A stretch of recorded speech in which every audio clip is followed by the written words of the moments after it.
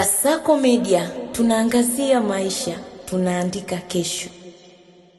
Manchester United wanaingia katika kipindi muhimu cha kujenga upya kikosi chao, huku mustakabali wa Marcus Rashford ukiwa gumzo kubwa. Nyota huyo wa England anaonekana kuwa nje ya mipango ya muda mrefu ya klabu, na hatima yake sasa inahusishwa moja kwa moja na harakati za United kusaka mshambuliaji mpya mwenye kasi na ubunifu.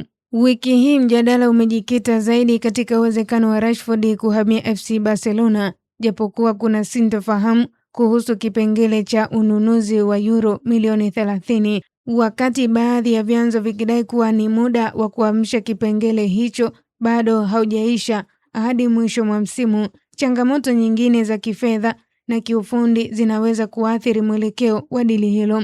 Barcelona kwa sasa wanaendelea kupima vipaumbele vyao kikosini, wakitazama maeneo mengine yanayohitaji uwekezaji mkubwa zaidi. Hali hii inaweza kupunguza utayari wao wa kulipa kiasi kamili kinachohitajika kwa ajili ya Rashford, jambo linaloacha maswali mengi kuhusu hatma ya nyota huyo. Kwa upande wa United, hali hii inaleta pressure, kwani tayari dalili zinaonyesha hawana mpango wa kumrejesha Rashford kikosini. Muundo wa dili lolote kuondoka kwake ni muhimu sana, hasa kwa United ambao wanahitaji malipo kamili ya fedha taslim ili kusaidia mipango yao ya usajili mpya. Katika kutafuta mbadala, jina la Yan Diomande wa RB Leipzig limeibuka kama chaguo mojawapo, lakini thamani yake ya karibu euro milioni 100 inaonekana kuwa juu sana kwa United kwa sasa. Klabu hiyo italazimika kusubiri kuona kama bei itashuka au kama Leipzig watakubali masharti nafuu ya malipo kwa kinda huyo mwenye umri wa miaka 19.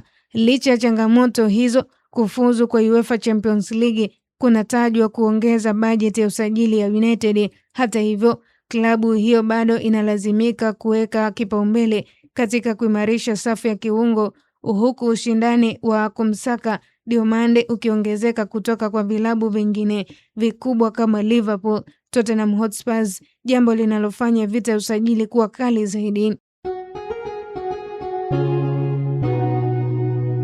Kasako Media, tunaangazia maisha, tunaandika kesho.